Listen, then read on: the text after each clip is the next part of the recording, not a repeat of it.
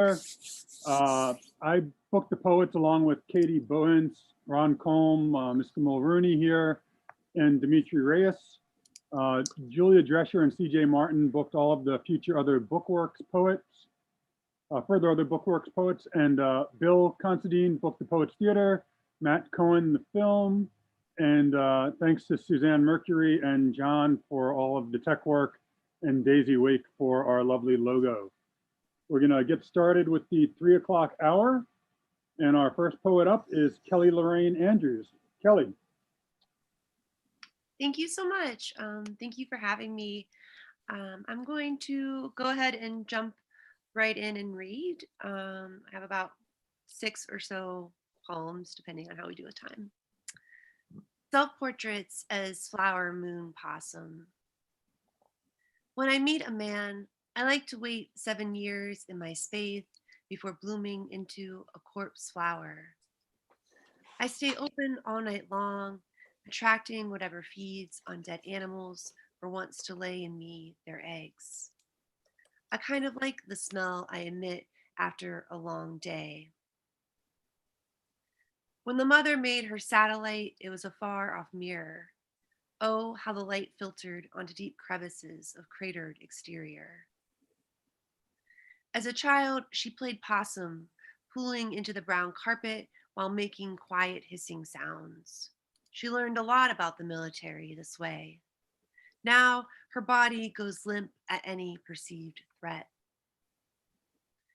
When the mudflats dry up, when the gulls are displaced, don't blame the moon's pull for the salt water rising.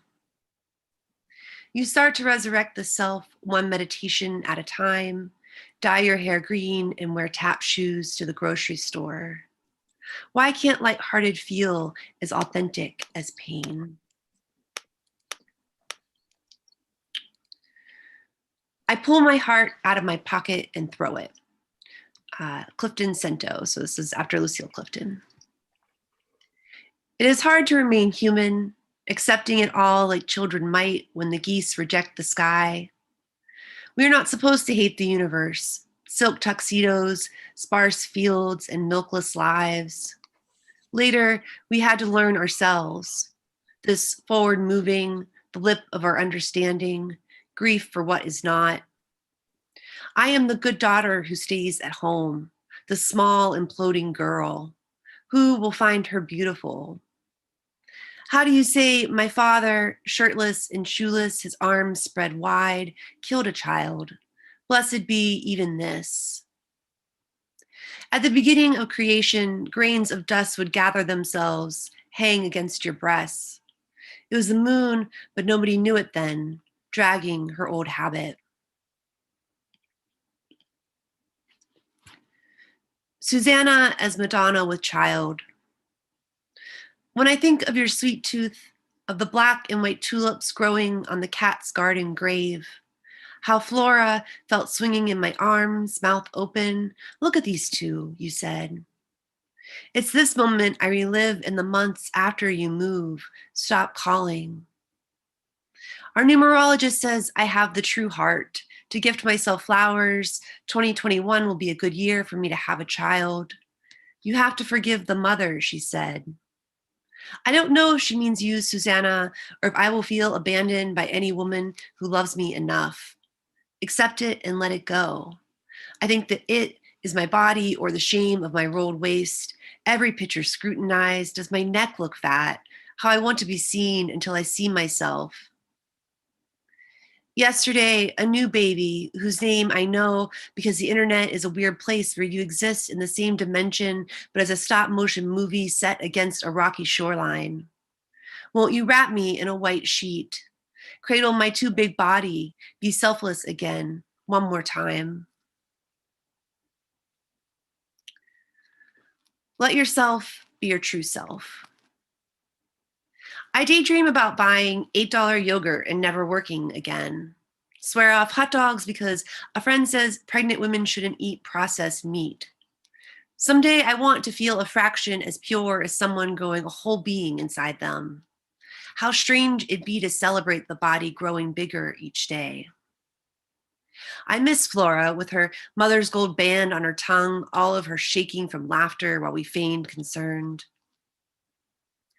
I'm learning to let go of what I imagined my life would be like by now, embracing another cat in the house and the occasional cigarette.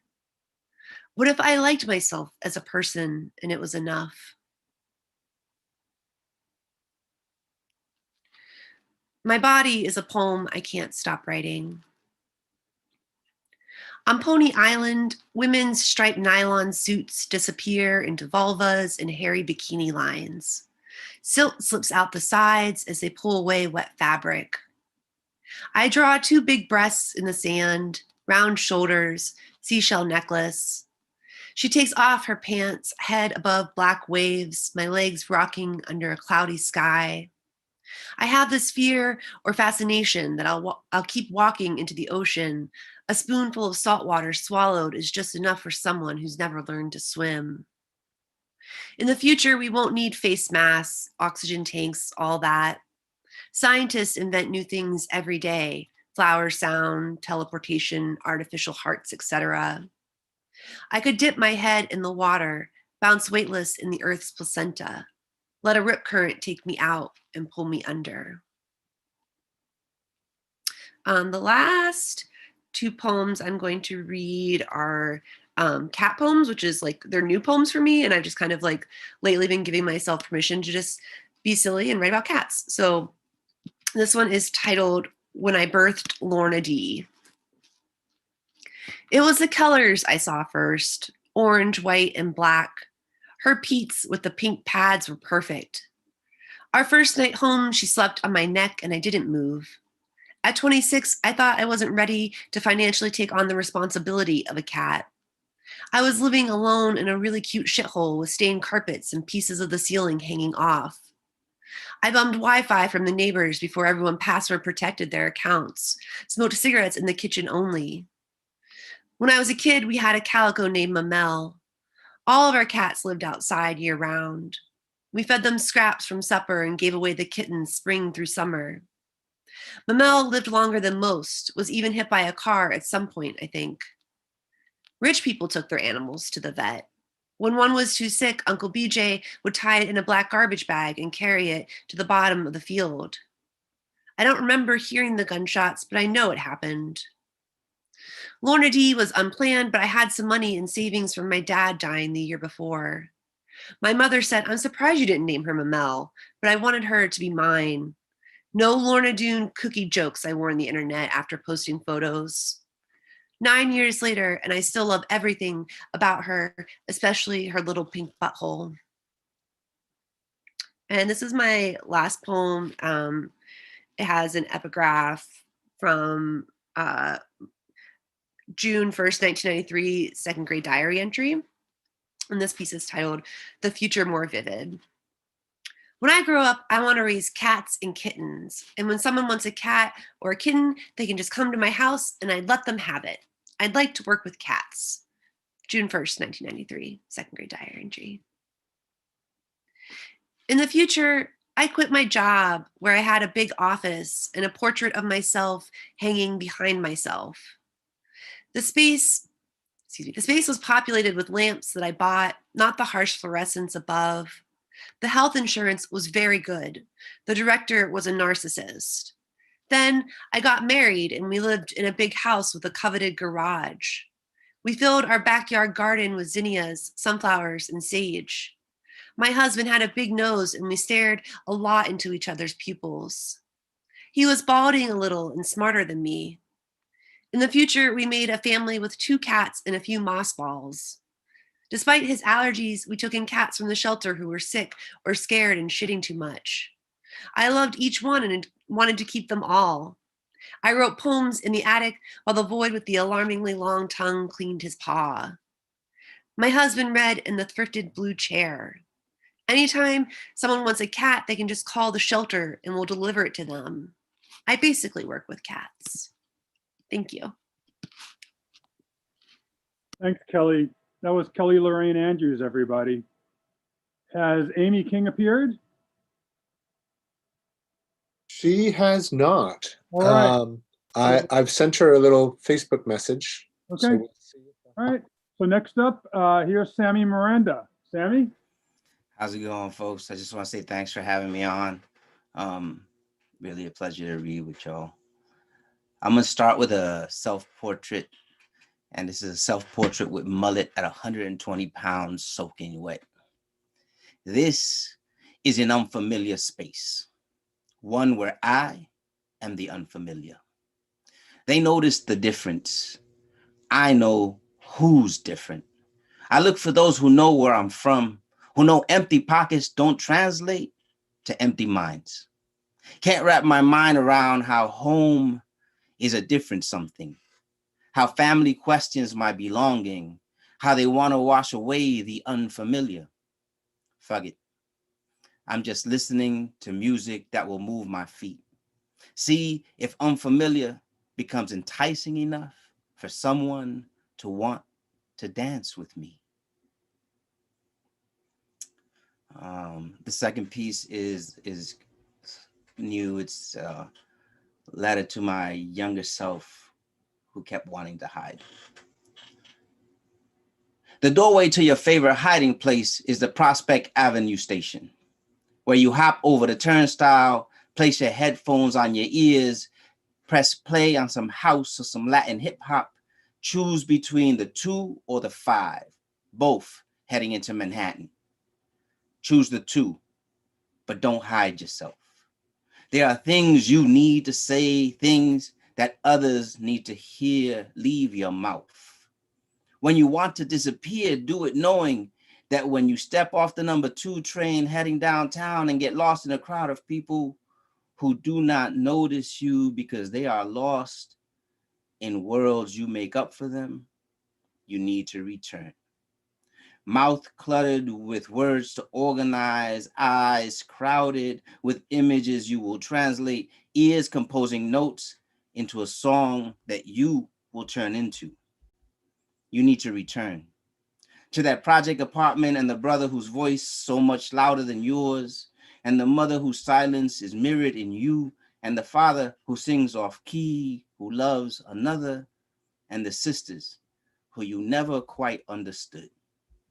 And let sound fall from your mouth, even if it is a wail to let loose the years of holding back tears, even if it is a curse, a fuck, a motherfucker, a coño, even if it is a single word, any word that you yell with the door of apartment 2A open, standing in the threshold so it echoes into those empty hallways and slides under door jams to a person who needs to hear it. The next few poems are poems that are collage poems. So I took old National Geographic magazines and then just cut out words and phrases and then organized them into these particular pieces. Home. When it is time to leave it all behind, discard button, bead, and bauble. Leave all things familiar. Be sure not to miss the boat. People are moving quietly, migratory water birds in flight. Many immigrants land in a city of so many places. Everyone sooner or later finds one special they name home.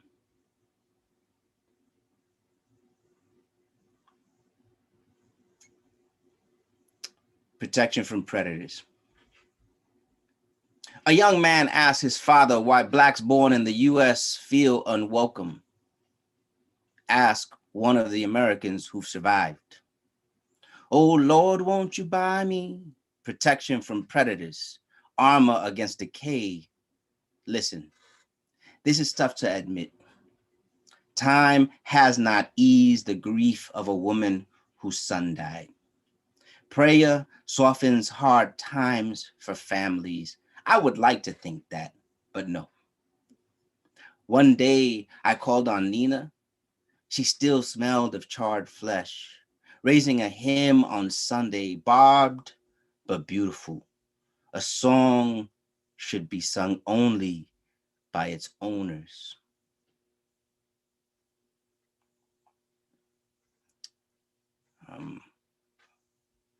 I'll finish up with a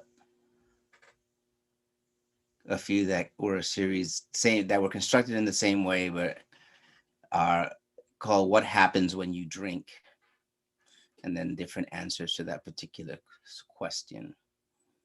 What happens when you drink? Answer 1. Many splendid things, like walking up the down escalator, eating lava, drinking sunshine. True. But today, we saw the monster up close and took his measure. Amber waves half a mile long. What happens when you drink? 2. Up from a real downer, bed raggled after a night's rain, I went out, had lost much, was singing, listening closely for nothing, just drinking stars. What happens when you drink? 5. The old-time religion seems good as new. A lifetime of devotion is reflected in the eyes. The popular mythology of alcohol is the drunken man is close to God. But that is not entirely true. The best man brings the brandy. Not everyone agrees. Is there coffee made? Never mind. Have a taste of my wine. Then I will close it out with these next 2 pieces. One is hazard signs. Step off the train here. See one of those hazard signs on the back, and it occurs to you that you have no idea how hazardous it really is. But you know how to hide. Your scrawny hide behind the darkest wind. Want to make sure they never have to carry you out. Now finish it up with toque de queda or curfew. How late will I be allowed to be a revolution? Before their tear gas my path home, before a rubber bullet road is built to guide me away from the chorus of voices I have added mine to, before pellets are fired into my eyes so that I cannot see, how early will they decide that rubber must turn to metal, fatal instead of wounding? That my body is only of value as an example of what will happen when you disobey, when you oppose, when you wake up, when you stay past the time they believe a revolution should live on streets stained with our bodies. Thank you guys so much. Thanks, Sammy. That was Sammy Miranda, everybody. Next up is Joel Allegretti. Joel.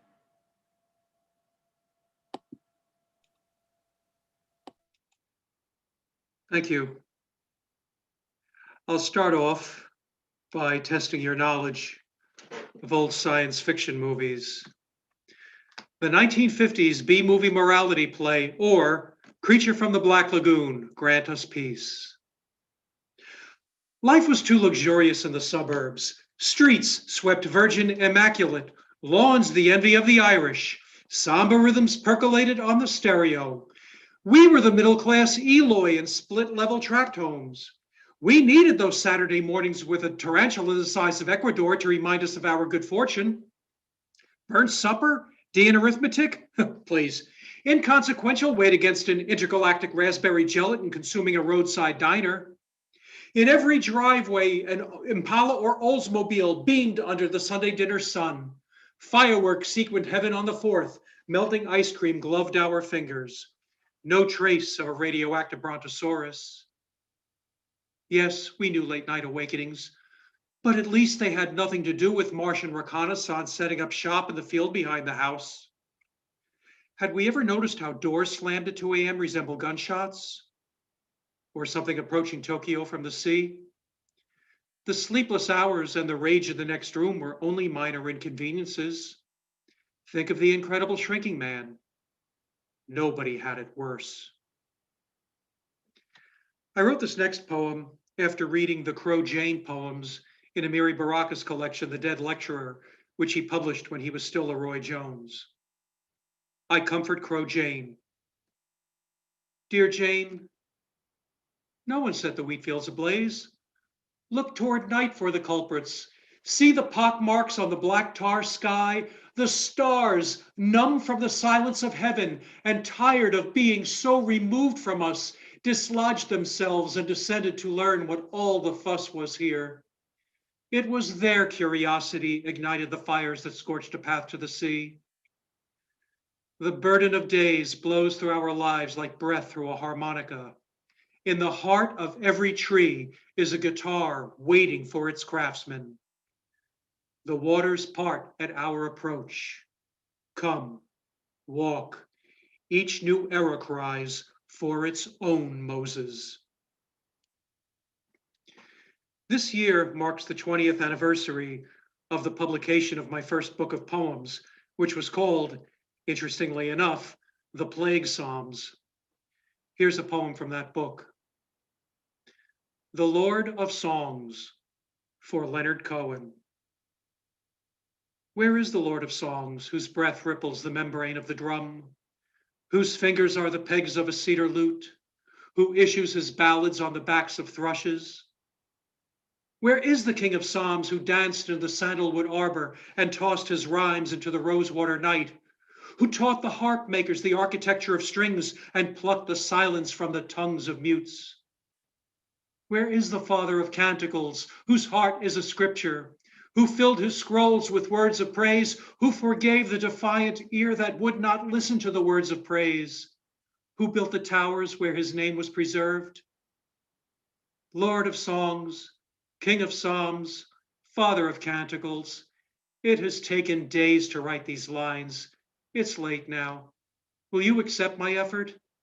I wait for you to lay your blessing on the crescents of my eyelids.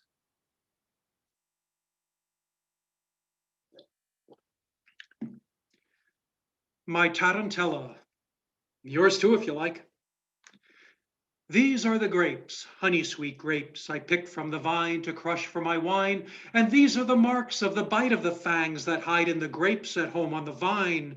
And these are my feet, my maniacal feet, and this is the dance I'm driven to dance by the bite of the fangs concealed by the grapes I pulled off the vine to press for my wine. The form of that poem was influenced by The Dance by William Carlos Williams. This month, we marked the 40th anniversary of a tragedy. The day after the night John Lennon died. 6:30 a.m., December 9th, 1980, post-Feast of the Immaculate Conception, and my bedroom radio is tuned to WNEW FM 102.7 where rock lives, but there's no Tramps Like Us, no Pump It Up, no Ziggy played guitar. It's caller after caller and shock and distress, and I'm immobile in my chair because I'm just finding out, and sometime in New York City doesn't seem so bad anymore. 7:45 a.m., the New York Times on the NJ Turnpike hour bus ride to the Big Apple, and I'm thumbing through the business pages because it's what they'll ask about at work, and not how many times I heard Nowhere Man today, and I begin thinking, maybe Two Virgins deserves a second listen. 9 a.m. to 6 p.m., Manhattan is turned into a 22.8 square mile mortuary, and a million figurative heads are bowed. And can the sky be in mourning too? I wonder how we measure our grief and imagine that everybody I see, even the socialite in the mink coat leaving the Russian tea room, and the elderly man in the brown three-piece suit waiting for the light at West 57th Street and 8th Avenue, is playing Give Peace a Chance on permanent mental repeat. I like to think of this next selection as Yoko Ono meets Leaves of Grass. The Walt Whitman Complex. Go and find a lawn that is as green as lawn implies. Stand at its edge and pluck a blade of grass, only one. Hold the blade close to your face. Study it. Touch it. Smell it. Experience the meaning of grass. When you are sure you know the piece of grass as no one else ever could, put it in your mouth and eat it. And in eating, become the grass. Walk to the middle of the lawn. Lie down with your arms extended from your side and rest in the knowledge that you are surrounded by family. I have one more. I'd like to do a little commercial first. My latest collection, Platypus from NYQ Books, containing poems, short stories, performance text, text art, has a little bit of everything, so I named it after an animal that has a little bit of everything. Today marks the beginning of Christmas week, so I'll close with my Christmas poem, The Flight into Egypt. It was nothing more than a fading king's secret fear, the knowledge that his reign had outworn its necessity. All the years of supplicant foreheads pressed before him against the marble had burned away in the reek of myrrh. His ears no longer register the oily music of his praise singers, only the rocking of 1,000 empty cradles. He understands now that a baby's spittle can be as pure as a silver coin. Unlike the desert wind ranting back and forth across the Levant, unlike the sea tonguing the shore then withdrawing into itself, time moves in one direction, as swiftly as a carpenter's plane, as surely as night must settle in a blue wash on our commerce and granaries, as surely as the sun must rise, gold and hot, for the inevitable dawn, the dawn being the most beautiful hour of the day. Thank you.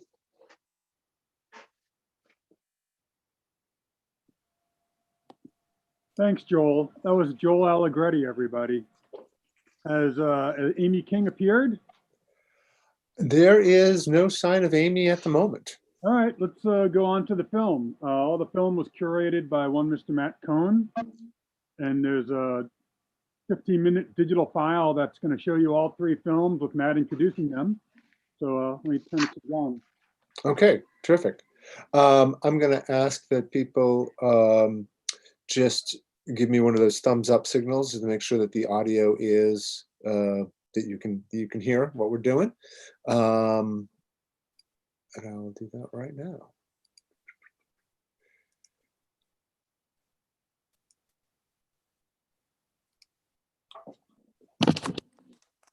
Hey folks, before lockdown, Cobb Bird and I worked on this new video and you're about to see its premiere. I've also included in my curation 2 other videos, one which I shot with Hugo Perez and Shauna Darabi's short comedy, which is made with a lot of people from a writers group that I'm part of.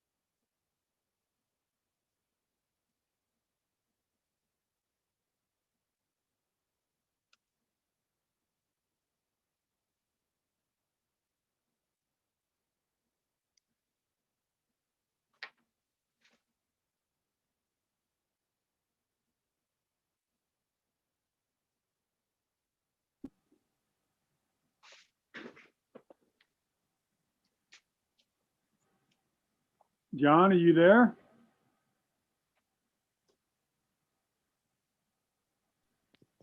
Hey, John, if you're there, the audio is not being shared correctly.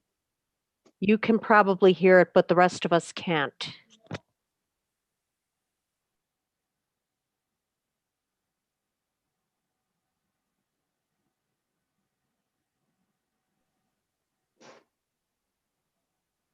Zoom makes this less than intuitive. I recommend resharing again, but there's a checkbox at the bottom of that dialog box that says that you have to select to share the audio. Want me to try?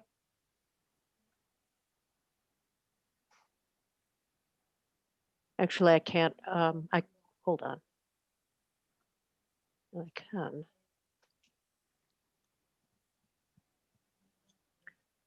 Sorry, you were not hearing that? Hi, can you hear me, John? Yeah. The audio seems to have not gotten shared. Were you able to hear the audio? Because nobody else was. Yeah, I asked for a thumbs up and someone gave me a thumbs up. It started with the audio and then it stopped, which was weird. We heard his introduction. We didn't hear the film. Want to try this one more time? Sure. Yeah. Yeah, hold on. Yeah, Let me here's- do here. If you want, I can do it. Hold on. Let me. Yeah, I mean, anyone, you should be able to share screen too.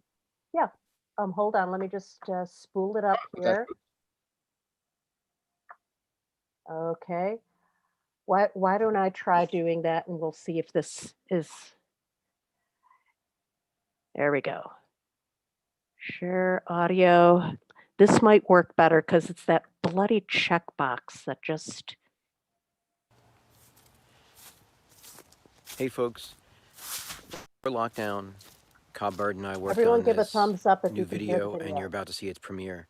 I've also included in my curation 2 other videos, one which I shot with Hugo Perez and Shauna Darabi's short comedy, which is made with a lot of people from a writers group that I'm part of. So I hope you enjoy them all. Thank you and have a happy new year and a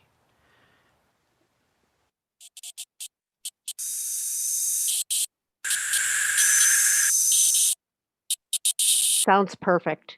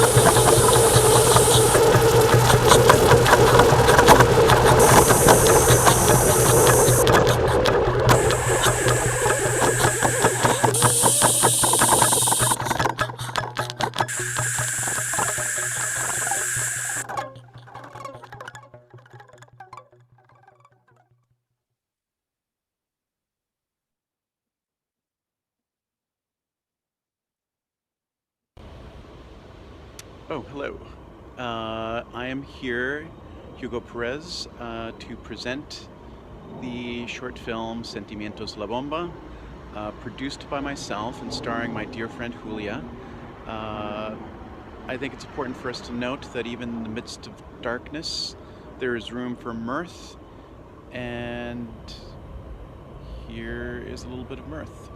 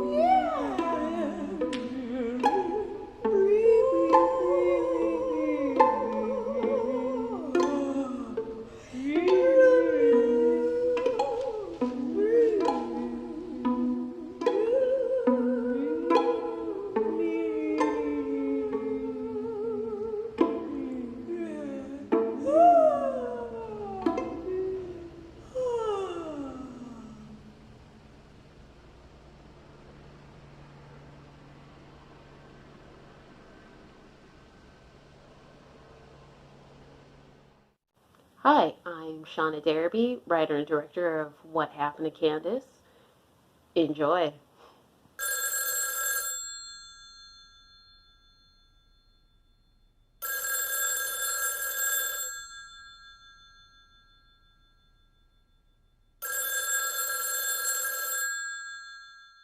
It's Sylvia. It's David. And Chrissy. And we're not home. Please leave your name, number, and a brief message, and we'll get right back to you. Damn it.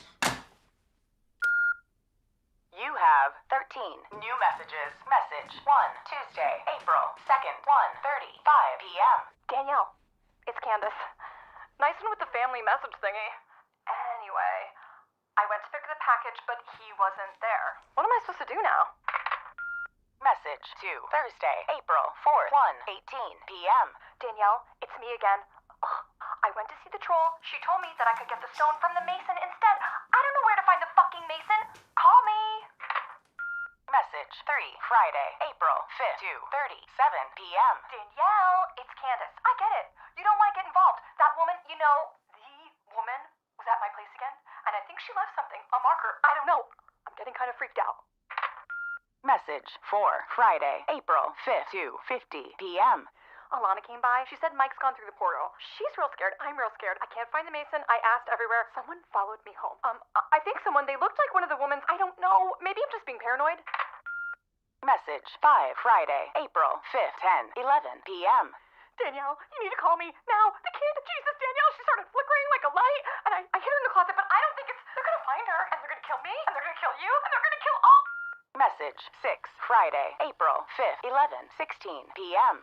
Alana came again. She's all weird. I didn't let her in. Her eyes, they didn't look right. Like the woman's people. I don't know what's going on. They're doing some kind of locator thing. Please, I need you to bring the package. She's gone. Message 7, Saturday, April 6th, 3:43 a.m. I was able to block the spell. I didn't know I had it in me. I mean, it was crazy. I told you Alana came and her eyes weren't right, and I made sure to pretend that I wasn't there.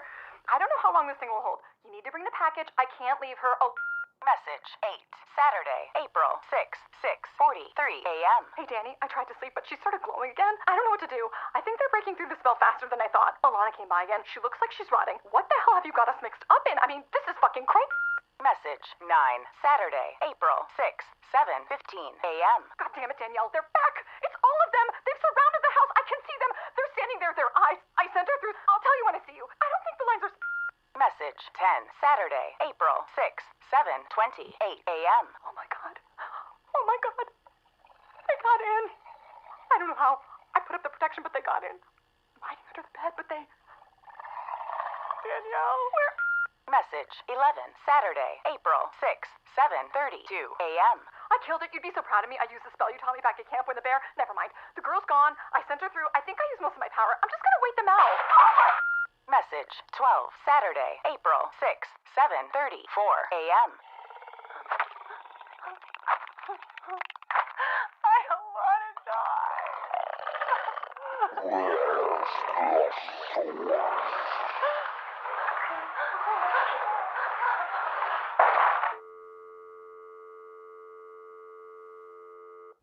Message 13, Saturday, April 6th, 2:37 p.m. Hey, Sylvia, it's Chad.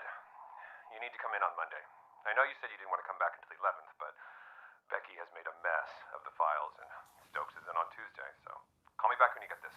I'll be leaving town for the weekend, and I expect to hear from you. End of messages. Danielle called? No, You sure? Yes. She said she'd call.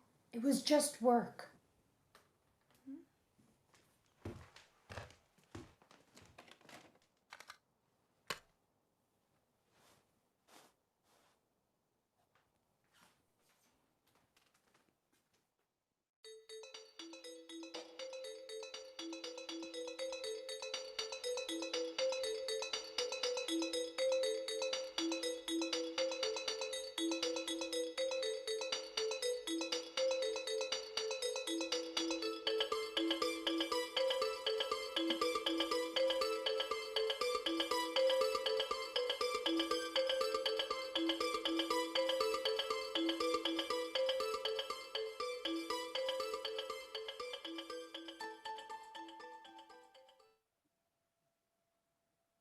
All right, thanks to everyone from the 3 o'clock hour. Any chance we have Amy King?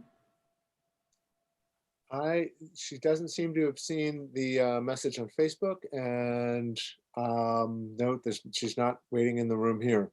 All right, so we're going to take a break now. We'll be back at 4 o'clock with the conclusion of the festival. Thanks, everybody. Thanks very much.